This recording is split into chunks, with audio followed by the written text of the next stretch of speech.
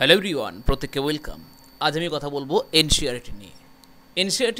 NCERT নিয়ে বিগত কয়েক মাস ধরে বেশ কিছু নিউজে রয়েছে, যার খবর ছিল কয়েকদিন আগে মোগল ইতিহাস নিয়ে, যেটা কিনা মোগল ইতিহাস এনসিইআরটি বই থেকে বাদ দেওয়া হচ্ছে। আর এখন প্রশ্ন হচ্ছে এনসিইআরটির বই থেকে নাকি ডারউইনের তথ্য বাদ দেওয়া হচ্ছে ডারউইনের থিওরি অফ ইভলিউশনের তথ্যকে। দেখে নেব আসল সত্য কি। তার আগে প্রত্যেককে বলি, যদি আপনি আমার চ্যানেলে নতুন হয়ে থাকেন তাহলে অবশ্যই চ্যানেলটিকে সাবস্ক্রাইব করুন, সেশনটিকে পারলে শেয়ার করুন, আর অবশ্যই সেশনটিকে জানান আপনার মতামত কমেন্ট সেকশনে। তো এনসিইআরটি কি? National council of educational research and training institute হচ্ছে আমাদের এনসিইআরটি।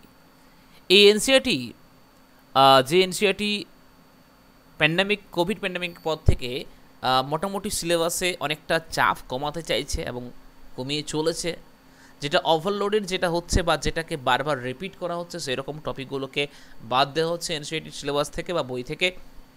যেমন তার আগে বলে রাখি, চলো এই যে মানে থিওরি অফ ইভলিউশন কি বা বিবর্তন তত্ত্ব কি হয়। থিওরি অফ ইভলিউশন আমরা দেখব পৃথিবীকে বোঝা, প্রাণীর উৎস, পৃথিবীর বিবর্তন সম্পর্কে ধারণাকে বদলে দিয়েছিল এই একটি বই, দ্য অরিজিন অফ স্পিসিস। কার লেখা? চার্লস ডারউইনের লেখা। বিবর্তনের তথ্য এই বইটি বহু গবেষণার এখনও প্রচুর বিজ্ঞানী এটা নিয়ে বলছেন যে মানতে হবে, যদিও অনেকে মানে না।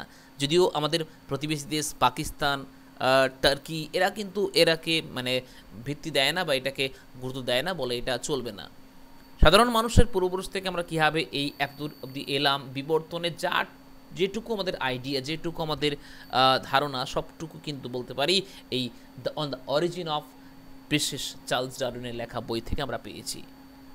যে চার্লস ডারউইনের লেখা দিনকে পালিত হয় ডারউইন ডে, পালিত হয় 12ই ফেব্রুয়ারি দিন হিসাবে। ওকে, সেই চার্লস ডারউইনের তথ্য ক্লাস 19 বই থেকে বাদ দেওয়া হচ্ছে এই কারণ এটা ক্লাস 12 বইয়ে অলরেডি রয়েছে।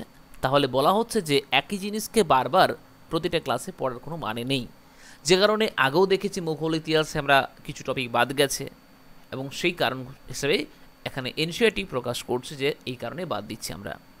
ওকে, এনসিইআরটির হেড করা হচ্ছে নিউ দিল্লিতে, এবং আমরা দেখেছি যে এনসিইআরটি কিন্তু বারবার জিনিসটা করে আসছে এবং বারবার জিনিসটাকে ওরা প্রাধান্য দিয়ে আসছে।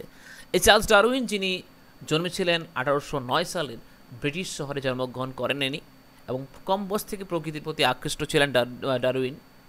বিভিন্ন স্থানে উদ্ভিদ, প্রাণী, জীবাশ্মের বিষয় নথিভুক্ত করে রাখতেন।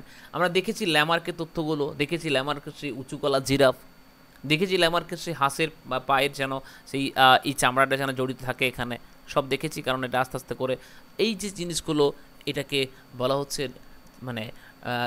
থিওরি অফ ইভলিউশন, এবং এটা বাদ দেওয়ার একটাই কারণ, সেটা হচ্ছে এনসিইআরটি ক্লাস 12 বই অ্যাড করা হয়েছে। যদিও ব্যাপারটাকে খুব একটা সহজে মেনে নেওয়া যায় না, কারণ এনসিইআরটির ক্লাস 12 বই আছে ঠিক আছে, কিন্তু ব্যাপারটা হচ্ছে যারা সায়েন্স নিয়ে পড়ছে না, তাদের জানা কিন্তু প্রয়োজন রয়েছে। এই যে কোভিড প্যান্ডামিকের কথা বলা হচ্ছে, এটাও কিন্তু ন্যাচারাল সিলেকশন থেকে এসছে এখানে। তো thank you so much sir, দেখা হবে নেক্সট সেশনে। প্রত্যেকে ভালো থাকো, প্রত্যেকে সুস্থ থাকো, and tata, bye bye, take care sir.